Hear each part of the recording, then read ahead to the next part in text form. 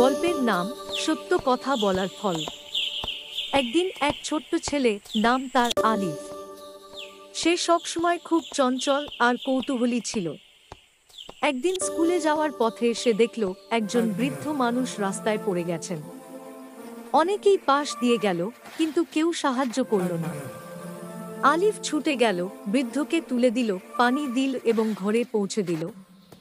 বৃদ্ধ লোকটি কৃতজ্ঞ হয়ে বললেন, বাবা, তুমি একাই সাহায্য করলে, তুমি সত্যিকারের মানুষ। পরদিন স্কুলের শিক্ষক সবাইকে জিজ্ঞেস করলেন, তোমরা কে কে সত্য কথা বলো এবং ভালো কাজ করো? অনেকে মুখ ফিরিয়ে নিল, কিন্তু আলিফ সোজা বলল, স্যার, আমি চেষ্টা করি সব সময় সত্য কথা বলতে আর অন্যকে সাহায্য করতে। শিক্ষক হাসলেন এবং বললেন, সত্যবাদী মানুষ কখনো হারায় না। আলিফ, তুমি আজকের উদাহরণ।